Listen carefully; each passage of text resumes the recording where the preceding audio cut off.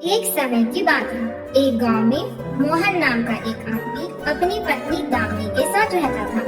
मोहन एक बहुत अच्छा इंसान था और नेक दिल का भी था। उसका काम गांव में भेलपुरी बेचने का था और उसके द्वारा बनाई गई भेलपुरी गांव में सभी लोगों को बहुत अच्छी लगती थी और सब लोग उसे खरीदना पसंद करते थे। वह गांव में अपना जीवन भेलपुरी बेचकर बिताता था। जैसे जैसे दिन बीतते गई, उसका व्यापार वैसे वैसे बढ़ने लगा और मोहन के द्वारा पूरा काम संभालना नामुमकिन हो गया। उसने सोचा कि अब उसे मदद की जरूरत है और वह ऐसे आदमी को ढूंढने लगा जो उसके व्यापार में मदद कर सके, जो वफादार और भरोसेमंद हो। जैसे कि वह सोच रहा था, उसे अपने दोस्त माधव के बारे में पता चला। उसे ख्याल आया कि उसका दोस्त उसके काम में मदद कर सकता है। हाँ, ये तो अच्छी बात है। मेरा दोस्त माधव मेरी मदद कर सकता है और जितना मुझे पता है उसके पास तो नौकरी भी नहीं है और उसका परिवार थोड़ा गरीब स्थिति में भी है। मुझे लगता है मुझे उसके पास जाकर बात करनी चाहिए। माधव मेरे दोस्त, कैसे हो तुम? अरे मोहन, मैं ठीक हूँ यार। तुम कैसे हो? मैं बिल्कुल ठीक हूँ और मैं तुमसे कुछ बात करना चाहता था। मैं किसी मामले पर तुमसे चर्चा करना चाहता हूँ। हाँ मोहन, बोलो क्या बात है? देखो माधव, मुझे तुम्हारी जरूरत है। तुम्हें तो पता ही है मेरा भेलपुरी का काम है और जब मेरा काम बढ़ रहा है तो मुझे किसी की सहायता चाहिए, क्योंकि मैं ये अकेला ही काम नहीं संभाल पा रहा। तो मैं सोच रहा था कि तुम मेरे साथ आ जाओ और मेरे काम में हाथ बटाने लगो। अरे हाँ मोहन, तुम्हें तो पता भी है कि मेरे पास कितने साल से नौकरी भी नहीं है और मैं नौकरी ढूंढ भी रहा हूँ। ये तो मेरे परिवार के लिए मदद भी हो जाएगी। तुम्हारा बहुत बहुत धन्यवाद। तो मैं कल से तुम्हारे साथ काम में लग जाऊंगा। ठीक है माधव, मुझे बहुत खुशी मिली है। चलो फिर हम कल मिलते हैं। अगली सुबह माधव दुकान पर गया और मोहन के साथ काम में लग गया। माधव ने भेलपुरी चखी और उसे भी बहुत स्वादिष्ट लगी। मोहन को अब थोड़ी राहत मिली कि उसका दोस्त माधव उसके काम में सहायता कर रहा है। दोनों साथ में मिलकर भेलपुरी तैयार करते और उसे बेचने जाते। भेलपुरी, भेलपुरी, गाँव की सबसे स्वादिष्ट भेलपुरी। आइए इस गाँव की सबसे स्वादिष्ट भेलपुरी को चखिए।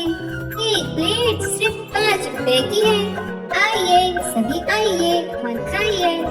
यह सुनकर आसपास के सभी लोग माधव के पास आए। सब लोगों ने भेलपुरी को चखा। अरे वाह मोहन, यह तो बहुत अच्छी भेलपुरी है। यह तो हमारे गांव की सबसे बेहतर भेलपुरी है। अंकल, आपकी भेलपुरी तो बहुत अच्छी है। मोहन, जो भेलपुरी तुम तैयार करते हो वह बहुत अच्छी है। पूरा गांव तुम्हारी भेलपुरी की प्रशंसा करता है। अरे ये सब क्या चल रहा है? मैं भी तो यहाँ पर हूँ, लेकिन सभी लोग मोहन की ही प्रशंसा कर रहे हैं। मैंने भी पूरे दिन मेहनत किया है, लेकिन मेरी कोई तारीफ ही नहीं कर रहा है। जबकि मैं भी बराबर का संघर्ष कर रहा हूँ, लेकिन मेरी तो कोई प्रशंसा ही नहीं कर रहा। भेलपुरी बना रहा हूँ और चिल्ला चिल्ला कर बेच भी रहा हूँ, लेकिन मुझे तो बराबरी का हिस्सा नहीं मिल रहा है। मुझे इसके बारे में सोचना चाहिए। मोहन तो बहुत खुश है, उसका परिवार भी बहुत खुश है। अब मेरा परिवार तो मेरी कमाई पर ही निर्भर है ना। मुझे कुछ करना चाहिए। अब मैं इस गुल्लक की जिम्मेदारी संभाल रहा हूँ, तो मैं अब इसमें से अपना हिस्सा लूंगा। घर से चोरी छुपे माधव उस गुल्लक से पैसे निकाल रहा था।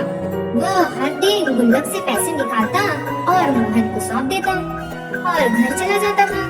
कुछ दिन ऐसे ही बीत गए और विष्णु को ऐसा एहसास हुआ कि उसे व्यापार में कुछ कम लाभ हो रहा है। दिन उसने गुल्लक को देखा और सोचा, गुल्लक में तो पैसे भी कम है।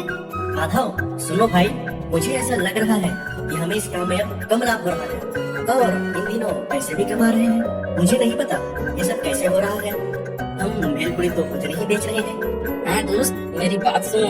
हमें कम लाभ इसलिए हो रहा है क्योंकि हम भेलपुरी को कम पैसे में बेच रहे हैं। फिर मोहन सोच में पड़ गया।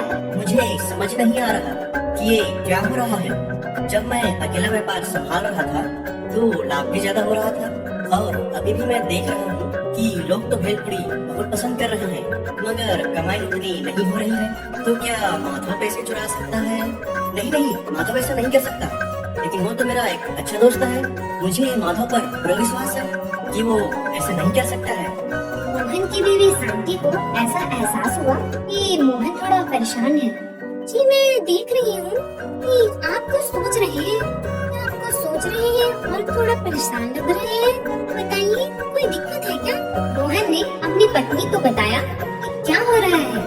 आप ज्यादा परेशान न होइए, केवल एक छोटी सी समस्या है कि सच्चाई बहुत लंबे समय तक छुपती नहीं है। जल्द ही इसका खुलासा हो जाएगा। आप जाइए, आराम से सो जाइए। माधव और मोहन अपने व्यवसाय में लग गए। उस दिन सारा काम आसानी से हो गया और माधव अपने घर के लिए रवाना होने से पहले उस गुल्लक में से पैसे चुराने जा रहा था। उसने ऐसा करने की कोशिश की तो गुल्लक जमीन पर गिर गई और कुछ आवाज हुई। मोहन तुरंत उस आवाज को सुनकर वापस आया। अरे ये क्या माधव, तुम अभी तक यही हो? तुम डरे क्यों हो यार मेरे दोस्त? माधव, और तुम्हें पसीना भी खूब आ रहा है, ऐसा क्यों? क्या तुमने कोई अपराध किया है? जब हम कुछ गलत करते हैं तब हम डर जाते हैं। मुझे बचपन से ही पता है कि मेरा दोस्त माधव कुछ गलत नहीं कर सकता। मुझे तुम पर पूरा विश्वास है माधव। यह देखकर कि उसके दोस्त को अभी भी उस पर पूरा भरोसा था, माधव को बहुत चोट पहुंची। ये अपनी गलती का एहसास भी हुआ। क्या हुआ माधव, तुम अभी भी इतने परेशान क्यों हो? मोहन मेरे दोस्त, मुझे क्षमा कर दो यार। मैं तुमसे चोरी छुपे इस गुल्लक से पैसे चुरा रहा था। मेरा परिवार अभी भी बहुत गरीब है। मुझे ऐसा लगा कि जो हिस्सा तुम मुझे देते हो वो कम है, इसीलिए मैं पैसे चुरा रहा था। और यही कारण है कि तुम्हें व्यवसाय में कम लाभ हो रहा था। मैंने तुम्हें धोखा दिया, फिर भी तुम मुझ पर इतना विश्वास करते हो। माधव की ये बात सुनकर मोहन ने उसे माफ कर दिया, क्योंकि उसने अपनी गलती कबूल कर ली थी।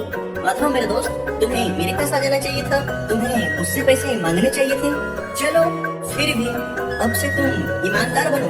अब जो हो गया सो हो गया, अब उसे भूल जाओ। ठीक है मोहन, मुझे क्षमा कर दो। तुमने जो मुझ पे भरोसा दिखाया है मैं उसे बना कर रखूंगा। हे भगवान, मुझसे ये क्या गलती हो गई? मैं गुस्से में था और मुझे यह लग रहा था कि मेरे काम को कम मान्यता मिल रही है और मैं पैसे चुराने लग गया। अगर मोहन ने मुझे ये नौकरी नहीं दी होती मैं तो अभी भी संघर्ष कर रहा होता। मेरा परिवार कितना गरीब है, इस नौकरी के बिना मैं क्या करूँगा? मैं अपने दोस्त का बहुत आभारी हूँ। अब से मैं वफादारी के साथ अपने दोस्त मोहन के लिए काम करूँगा। मोहन माधव से बहुत खुश था, क्योंकि उसने अपनी गलती स्वीकार कर ली थी। मोहन अपने दोस्त के बारे में गलत नहीं सोचना चाहता था, तो उसने तय किया कि उसे भी अब बराबरी का हिस्सा देगा, कि वह भी पूरी मेहनत कर रहा है, पूरी बनाने में और उसे बेचने में। ये दोनों खुशी खुशी व्यवसाय में वापस लग गए और खूब ईमानदारी से काम करने लगे। तरह उनका व्यवसाय बढ़ता रहा और दोनों खुश